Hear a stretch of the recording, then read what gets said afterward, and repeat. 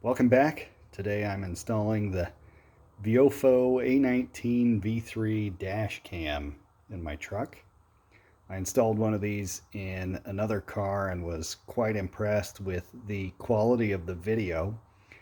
So today I'm going to walk through how I'm putting this one in the truck. The user manual is pretty generic, as you would expect. So it's kind of left up to the consumer to figure out how to put this thing in. So I'll show you how I do it in the truck. It's pretty easy to do. It came with everything you see here except for the SD card. You have to buy that separately. And for this to start recording video, you need to include that or insert that into the camera. So I'll walk you through how I do it. So one of the first things you want to do is determine where you're going to install it. And I'm using the GPS module that comes with it.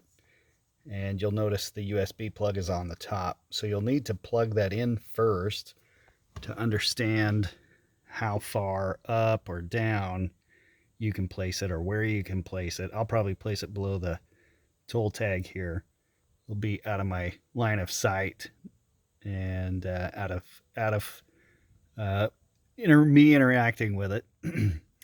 So once you figure out where it goes, then you kind of have to figure out how to route the wire down and around. I'm going to go underneath the glove box. So I've taken off the fuse panel here on the side.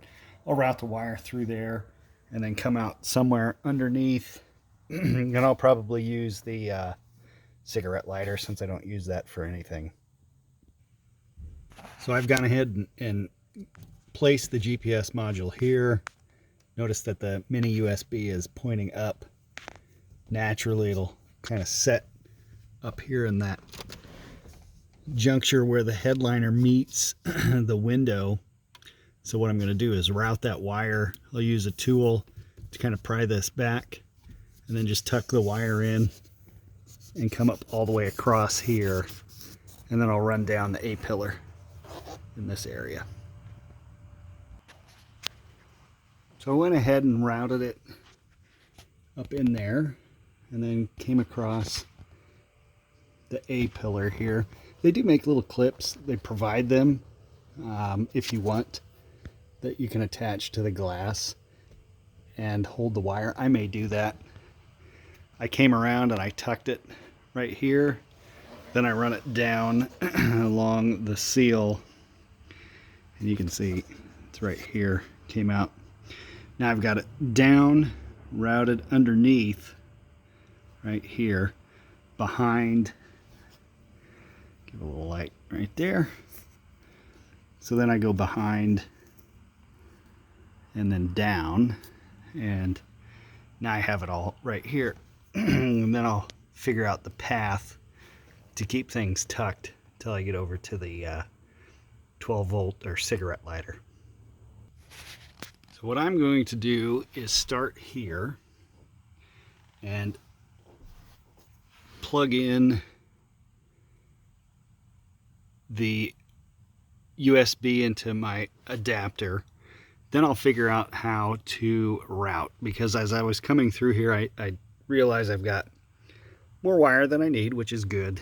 So I will make it nice and tight and tidy, and probably use this area right in here to try to get to tuck that wire in. And then I'll use a couple of zip ties underneath. There's a couple of holes that make it nice to zip tie and have a clean insulation when I'm done. And then that'll tuck all that wire up out of the way. Show you when I get finished. Okay, as you can see, I used that hole right there. I zip tied the wire on top. Came across over here, made another zip tie there, and then gathered up the extra and tucked it behind this panel, and then came out and we're plugged in. Next thing to do is to adjust the lens on the actual camera so that it's pointing at the road. What I mean by that is the lens is adjustable depending on the angle of your windshield. So if I'm like this, Mine's pretty laid back. You can see the camera's going to be pointing at the sky. So I need to get that down a little bit. And just kind of do some adjustments here. You can kind of see it. It does have a wide field of view, so this may be all I need. And that is pretty close if you look at it. That's pretty close. So I think we're ready to go ahead and just slide off the protective film and start the finishing touches on the installation. So I've peeled off the film on both the display side and the camera side. Ready to just put her up, slide her on. And then, because it's turned on, give it a second and it will fire up. And there we can see everything on the display. You'll want to go through the menu here and get everything set the way you want, date, etc. I don't need it beeping all the time, and I'd prefer that it was in miles per hour, not kilometers. So then you use these two buttons. Sorry, it's recording now. You want to use these buttons to go through all of them and set the way you want it. And I want it in miles an hour. So there we go. And there's the don't necessarily want it recording audio for me on the inside. And that's how you set it up. And then you're just ready to go. Then whenever you start your car, it's off and running. Pretty easy setup. I'll show you a few other things that it comes with. So it comes with a few other things in the kit.